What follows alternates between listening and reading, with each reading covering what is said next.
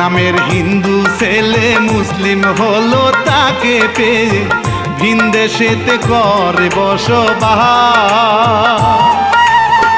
বিয়ার বউকে কইরা নিখা দেশ করেছে উদ্ধার, আরে ভাব যেন তার দুধে দুয়া অন্যের ঘরে কইরা সর্বনাশ।